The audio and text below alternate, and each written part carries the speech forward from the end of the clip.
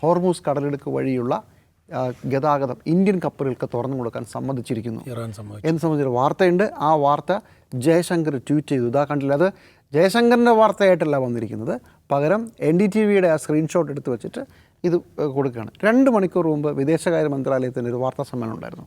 അവർ ഈ വാർത്ത നിഷേധിക്കുകയാണ് ചെയ്തത്. ഇപ്പോൾ അതിനെക്കുറിച്ച് പറയാൻ പറ്റില്ല. ചർച്ച നടന്നു എന്നുള്ളത് ശരിയാണ്.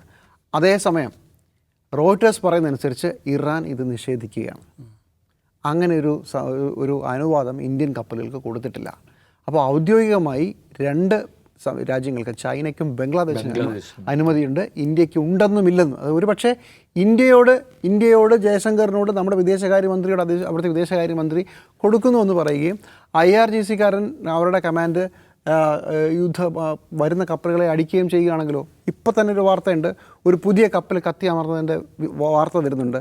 ഹോർമൂസ് കടലിടുക്കിൽ വെച്ച് ആക്രമിക്കപ്പെട്ടത്. അതിൽ കൊല്ലപ്പെട്ട നാവികൻ ഒരു ഇന്ത്യക്കാരനാണ്. ഹോർമൂസ് കടലിടുക്കിലെ ആദ്യത്തെ റെക്കോർഡിക്കലായ മരണം ഒരു ഇന്ത്യക്കാരൻ്റെയാണ്. അത് വന്നു കഴിഞ്ഞു. അപ്പോൾ എന്താണ് സംഭവമെന്ന് ചോദിച്ചാൽ, ഇപ്പോൾ ഒമാനിലെ സലാല പോർട്ട് അടിച്ചു. സലാല പോർട്ട് അടിച്ചു കഴിഞ്ഞാൽ അപ്പം തന്നെ ഇറാൻ്റെ വിദേശകാര്യമന്ത്രി പറഞ്ഞത് അങ്ങനെ ഞങ്ങളല്ല എന്ന് പറഞ്ഞു. പിന്നെ പറഞ്ഞു വി ആർ സോറി, ഞങ്ങൾ ഉദ്ദേശിച്ചതല്ല എന്ന് പറഞ്ഞു. അപ്പോൾ ഒരു വശത്ത് വിദേശകാര്യ മന്ത്രാലയം മറ്റ് ഇറാൻ്റെ ആളുകൾ ഉറപ്പ് കൊടുക്കുക, ഇപ്പുറത്ത് അടിക്കുക, അത് കഴിഞ്ഞ് വീണ്ടും മാപ്പ് കൊടുക്കുക. ഇതൊരു മൊസൈക്ക് ഡിപ്ലോമസി എന്നൊക്കെയാണ് ഇതിനെ പലരും വിളിക്കുന്നത്. ചുരുക്കത്തിൽ അങ്ങനെ ഒരു ഉറപ്പും ആർക്കും അങ്ങോട്ടും ഇങ്ങോട്ടും കൊടുക്കാൻ പറ്റാത്ത, ആർക്കും ഒന്നിലും അങ്ങോട്ടും ഇങ്ങോട്ടും വിശ്വാസമില്ലാത്ത ഒരു പ്രത്യേക സാഹചര്യത്തിലേക്കാണ് ഈ സാധനം പോകുന്നത്.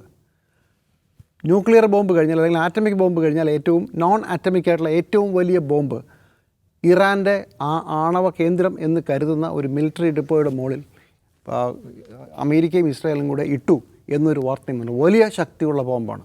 അതോടുകൂടി അവിടെയാണ് ഇറാൻ മുമ്പ് ഈ ആണവോർജ കക്ഷികളൊക്കെ വന്ന് പരിശോധിക്കുമ്പോൾ ഒരു പക്ഷേ ഇറാൻ അണുബോംബ് ഉണ്ടാക്കാനുള്ള ശ്രമം നടത്തിയെന്ന് കരുതിയിരുന്ന സ്ഥലം, അവിടെ ആ ഏരിയ നശിപ്പിച്ചുകൊണ്ട് ആ പ്രദേശം ഇല്ലാതാക്കിക്കൊണ്ട് ഒരു അതിഭീമൻ ബോംബ് വീണു എന്ന വാർത്തയും വരുന്നുണ്ട്. അപ്പോൾ ഇതിന് 2 പ്രശ്നമുണ്ട്. ഇറാൻ്റെ കയ്യിൽ അണുബോംബ് ഉണ്ടാക്കാനുള്ള സാങ്കേതിക വിദ്യ ഉണ്ട്, നമുക്ക് വെയിറ്റ് ചെയ്യാം എന്നൊരു സിറ്റുവേഷൻ. ആ സിറ്റുവേഷൻ ഇല്ലാതായി എന്ന് കരുതുക, അത് തകർത്ത് കളഞ്ഞു. അങ്ങനെയാണെങ്കിൽ ഇറാൻ എവിടെയെങ്കിലും ഒരു അണുബോംബിൻ്റെ ഒരു സാധ്യത ബാക്കി വെച്ചിട്ടുണ്ടെങ്കിൽ അത് ലാസ്റ്റ് ഫൈറ്റ് ഫിനിഷാണ്. അത് വെച്ച് അടിക്കാനായിരിക്കില്ല ഇറാൻ ശ്രമിക്കുക.